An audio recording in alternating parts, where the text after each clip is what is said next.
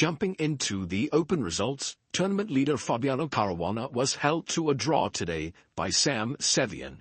Meanwhile, wins were scored by a wonder Liang over Grigory Oparin and Ray Robson over Hans Niemann. Caruana continues to lead with 4.5 out of 7, with a wonder in clear second place with 4 points. Going into the games, we'll start with the game between Sevian and Caruana, which featured a Nimzo Indian defense. Sevian went for the e3 and bishop d2 variation, which is pretty topical these days.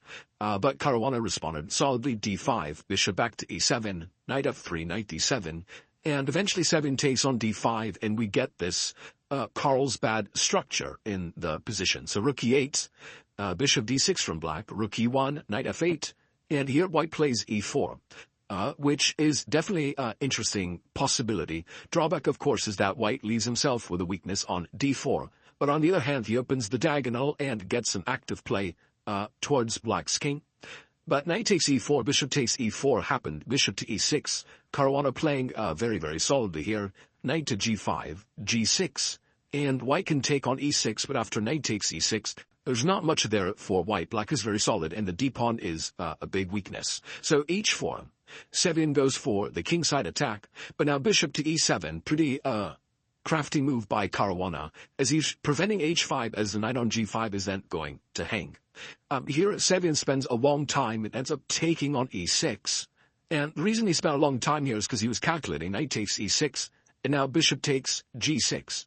And the point here is after hg, he's going to sacrifice the rook on e6, with the bigger point that if black takes this rook, like his queen takes g6, and here white actually doesn't have more than a perpetual. So essentially this is a combination to force a draw.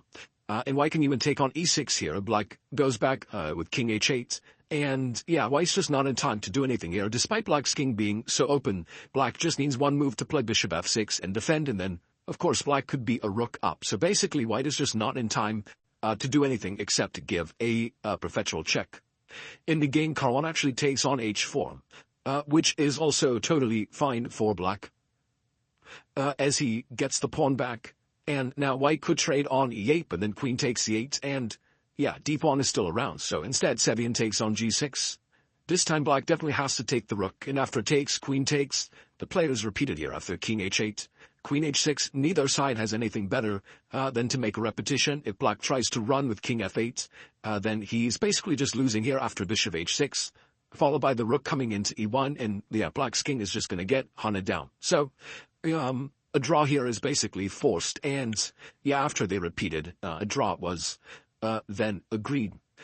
So moving on to the game between Oparin and a wonder Liang. This game very well played by a wonder. He had a big time advantage already at this point, and he's up a pawn who's doing quite well already in this position. But the final attack here was quite nice. So playing black, he goes knight to g6, hitting the bishop on f4. Bishop drops back, now the rook swings into a3. White played knight f3, and now queen to a5, looking for rook a2 ideas. White goes knight d2, and now knight h4. Black now hits the king side. So wonder really played this part of the game fantastic. As Oparin tries to defend your knight to b3, queen swings over to h5. Now black's pieces are really getting very close to white's king, and it feels like a sacrifice is imminent. So bishop d1, queen g6, king h2. Now knight to e5, the last piece gets into the game. Knight c1, and here come the fire rook. So rook takes d3. Very, very nice shot from a wonder. If knight takes d3, then knight takes, and black is going to be winning back all the material as white's queen and rook are both going to be hit there. So queen f2 was tried by Oparin, but now queen takes e4. And yeah, black is just grabbing a ton of material and just getting closer and closer to white's king. So bishop g5 was tried, opening up an attack against the queen, also hitting the knight on h4. But now, very, very nice follow-up. Rook takes h3 check. If white were to take this rook, then black has knight f3 check. White can take this one. The second knight comes to f3 with check, and then black is winning the rook on e1. And it's just going to be a bunch of pawns.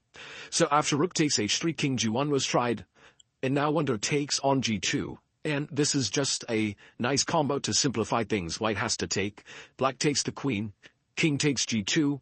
And after h6, g5, black is getting the piece back and is now up 5 full pawns here. So c5 was the last try, looking to undermine the knight on e5, but rook c3 ended the game, as black now has threats of hitting the knight, taking the last pawn as well, and white is just too slow to do anything. So very nice win by a wonder, which now puts him in clear second place in the tournament. Also scoring a nice win was Ray Robson, who, in this position, was way down on the clock against Hans Niemann in a pretty equal situation. This came out of a Berlin defense, but here Ray decides to go for it with the move c5, temporarily sacrificing the pawn after b takes c5. His idea is to play queen to c2, and try to win this pawn back under better circumstances, where black's remaining pawns will be very weak. And at this point, black's position is still pretty solid. For example, he can trade on d1 and go rook to b8 with nice counterplay against the b pawn. He can also play rook to d5, I believe, and in general, black should be all right here. But Hans decides to play c4, giving the pawn back. B takes c4, and now king to f7. So bishop to e1, Ray looking to improve the bishop, also eyeing the a5 pawn. So on rook takes d8, it's hard for black to recapture with the rook. Hans goes bishop to c5, but now bishop to h4. And all of a sudden, white's bishop here gets very active. Here comes rook to b8, but now rook to d3. And Robson, although he's in heavy time trouble, starts finding some very, very active moves, as white's second rook is coming to d1, and now he has this very nasty idea of rook to d7 check, just infiltrating on the 7th rank. And white's bishop is doing a very important job of cutting black from being able to challenge for the d-file. So Hans tries rook to b4 with counterplay, but now rook to d1, rook takes c4.